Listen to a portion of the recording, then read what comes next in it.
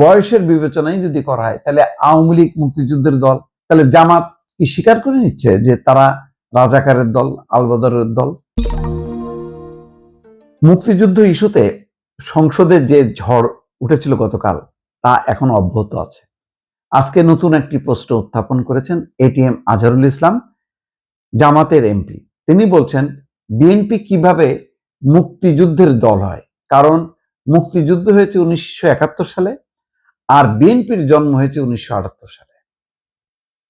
এটা কুযুক্তি নাকি সুযুক্তি, এটা আপনারা উত্তর দেবেন। যে দলের প্রতিষ্ঠাতা একজন বীর মুক্তিযোদ্ধা, একজন বীরোত্তম, সেই দল মুক্তিযুদ্ধের দল হবে নাকি কোন দল হবে? আর মুক্তিযুদ্ধ কি মানে 71 সাল বা তার আগে জন্ম নেয়া না নেয়ার উপর নির্ভর করে? মুক্তিযুদ্ধের চেতনার ভিত্তিতে এবং অসংখ্য মুক্তিযোদ্ধা যে দলে আছে সেই দল মুক্তিযুদ্ধের দল হবে নাকি কোন দল হবে? এখানে তো বয়স বিষয় না। আর বয়সের বিবেচনায় যদি করা হয় তাহলে আওয়ামী লীগ মুক্তিযুদ্ধের দল, তাহলে জামাত কি স্বীকার করে নিচ্ছে যে তারা রাজাকারের দল, আলবদরের দল? দেখেন কি সব যুক্তি তোলে।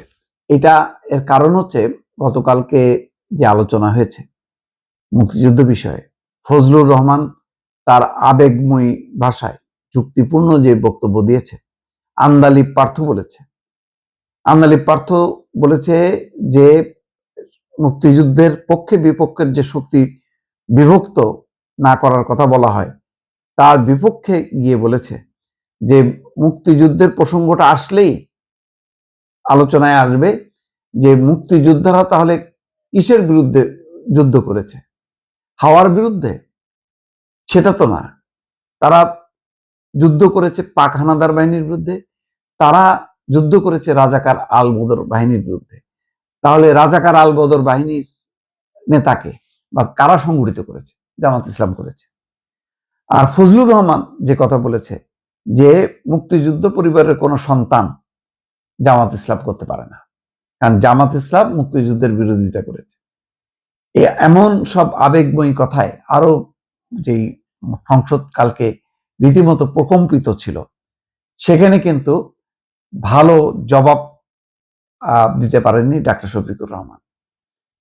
তিনি যেটা বলেছেন খুবই মিনমিনে কণ্ঠে, মানে সরকারি দলের সদস্যরা যতটা উচ্চকিত ছিল, বিরোধী দল ছিল নিষ্পপ, আর সম্ভবত এনসিপির তরুণ সদস্যরা উস্কুস উস্কুস করতেছিল, যে কারণ তারা তো আগেই বলেছে যে জামাত ইসলামের যে ঐতিহাসিক দায়, ইতিহাসের এই দায় এনসিপি বহন করবে না। ফলে এই ইস্যুতে জামাত একেবারেই একা হয়ে যায় এবং কোনো যুক্তিও খুঁজে পায় না। কারণ যুক্তি না খুঁজে পাওয়ার মূল কারণ হলো যে এগুলো ইতিহাসে প্রতিষ্ঠিত বিষয়। তো কালকে এই বক্তব্যে তারা মারাত্মকভাবে যে ব্যাকফুটে চলে গেছে, সেখান থেকে বের হওয়ার জন্য একটা নতুন যুক্তি নিয়ে আসলো যে বিএনপি কিভাবে মুক্তিযুদ্ধের দল হয়। বিএনপি তো 78 সালে জন্ম নিয়েছে, তাতে কি আসে? 78 কেন, আরো 10 বছর পরেও যদি কোনো দল জন্ম নেয় এবং তারা যদি মুক্তিযুদ্ধকে ধারণ করে, তাহলে তারা বলতেই পারে যে এই দল মুক্তিযুদ্ধের দল। মুক্তিযুদ্ধ তো শুধু কারা লড়াই করলো তার উপর নির্ভর করে না। মুক্তিযুদ্ধ হলো একটা আদর্শ, যে আমি এই মুক্তিযুদ্ধকে, স্বাধীনতার সংগ্রামকে আমি বিশ্বাস করি কিনা, আমি ধারণ করি কিনা, এটা হলো চেতনার বিষয়।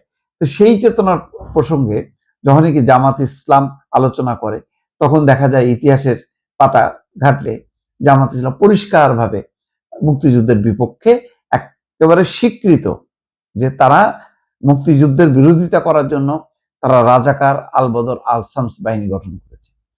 এবং তখনকার মুক্তিযুদ্ধের সময় পাকিস্তানি যে ক্যাবিনেট ছিল, সেই ক্যাবিনেটের তাদের 2 না 3 জন মন্ত্রীও ছিল। তো সব মিলায় যতবার এই আলোচনাগুলো আসে, সেই আলোচনাগুলো কিন্তু খেই হারিয়ে ফেলে জামাত ইসলাম। খেই হারিয়ে এখন এটিএম আজহারুল ইসলাম, একজন প্রবীণ সদস্য, তিনি এখন কিভাবে মানে বিএনপি মুক্তিযুদ্ধের দল হয় সেই প্রশ্নটা তুলছে দর্শক।